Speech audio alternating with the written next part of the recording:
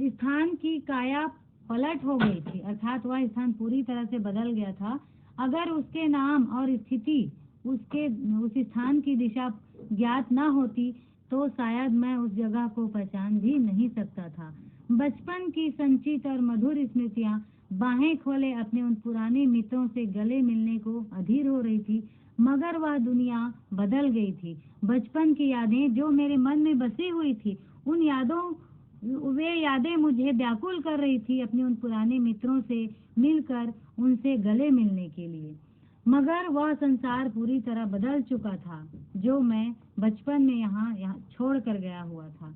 ऐसा जी होता था कि मेरा मन करता था कि मैं अपने उस धरती माता से लिपट कर रोऊं और उसे कहूं कि माँ, तुम मुझे भूल गई हो, किंतु मैं तुम्हें भूला नहीं हूँ। मैं अभी भी तुम्हारा वही लाडला बेटा हूँ और मैं अभी भी तुम्हारा वही रूप देखना चाहता हूँ जिसे मैं बचपन में छोड़कर गया था। सहसा एक खुली जगह में मैंने 2-3 लड़कों को गुल्ली डंडा खेलते देखा। एक क्षण के लिए, एक पल के लिए मैं अपने आप को बिल्कुल भूल गया कि मैं एक बड़ा अफसर हूँ। मेरी अमीरी ठाठ बाट है, रौब है, मैं एक अधिकारी हूँ। जाकर एक लड़के से पूछा, क्यों बेटे, यहाँ कोई गया नाम का आदमी रहता है क्या? उसने कहा, हाँ है। तो मैंने कहा, जरा उसे बुला सकते हो? लड़का दौड़ता हुआ गया और एक पल में ही एक 5 हाथ के काले व्यक्ति को साथ लेकर आता हुआ दिखाई दिया। मैं दूर से ही पहचान गया कि यही वह गया है जो मेरे बचपन का मित्र है। उसकी ओर मैं दौड़कर लपकना चाहा, जाना चाहा और जी किया कि मैं दौड़ कर जाऊं और उसे अपने गले से लगा लूं, पर कुछ सोचकर मैं रह गया और उससे बोला, कहो गया, मुझे पहचानते हो? गया ने झुककर सलाम किया, नमस्कार किया और कहा, हाँ मालिक, भला पहचानूंगा क्यों नहीं, आप मजे में तो हैं।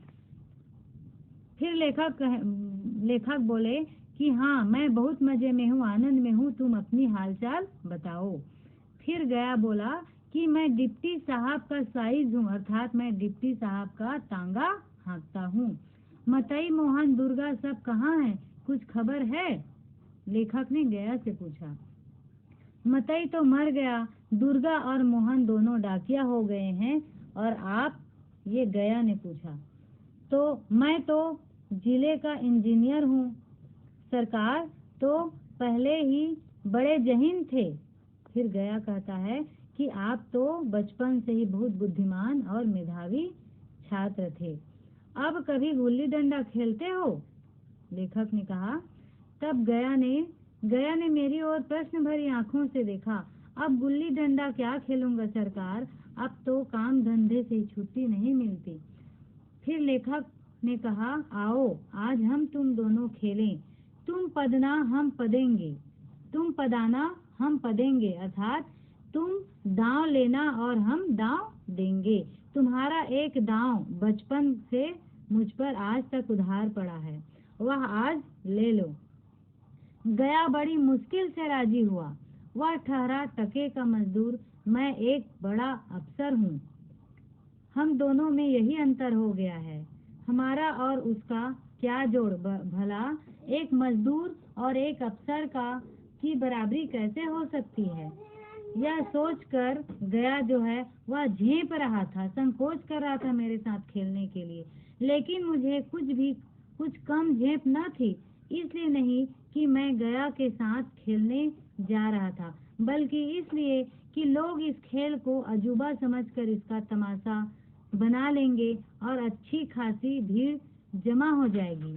फिर लेखक कहते हैं कि झेप तो, संकोच तो मुझे भी हो रही थी, लेकिन मुझे संकोच इसलिए नहीं हो रही थी कि मैं गया के साथ खेल रहा था, बल्कि संकोच इसलिए हो रही थी कि कहीं एक मजदूर और एक अधिकारी को खेलते हुए देखकर लोग इसका तमाशा न बना लें, उन्हें आश्चर्य न होने लगे और एक अच्छी खासी यहाँ पर लोगों की भीड़ जमा न हो जाए, क्योंकि यदि भीड़ जमा हो जाएगी तो मुझे उस खेल का आनंद प्राप्त न हो सकेगा। जो आनंद मैं बचपन में खेल कर लेता था, वही आनंद आज प्राप्त करना चाह रहा था। आखिर निश्चय हुआ कि दोनों जने बस्ती से बहुत दूर खेलने जाएंगे और बचपन की उस मिठाई को खूब रस ले लेकर खाएंगे। लेखक जो है वो बचपन की उस मधुर मिठास भरी स्मृतियों को पुनः चख लेना चाह रहे थे, याद कर लेना चाह रहे थे, उसका आनंद ले लेना चाह रहे थे। मैं गया को लेकर डाक बंगले पर आया और मोटर में बैठकर दोनों मैदान की ओर चले गए। साथ में एक कुल्हाड़ी ले ली ताकि पेड़ की टहनी काट कर गुल्ली डंडा बना लें। मैं गंभीर भाव धारण किए हुए था, लेकिन गया इसे अभी भी मजाक समझ रहा था। लेखक कहते हैं कि मैं गंभीरता से खेलने के लिए उत्सुक हो रहा था, लेकिन गया जो है वह इस खेल को अभी भी मजाक समझ रहा था। उसे ऐसा लग रहा था कि मैं उसके साथ मजाक कर रहा हूँ।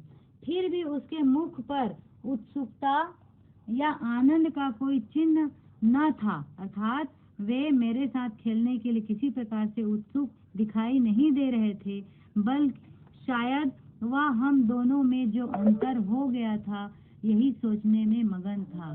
फिर लेखक कहते हैं कि उसके चेहरे पर यह स्पष्ट रूप से दिखाई दे रही थी कि हम दोनों में जो अंतर आ चुका था कि मैं अधिकारी हो गया हूँ और वह एक मजदूर है, तो बस यही सोचने में वह मग्न दिखाई दे रहा था।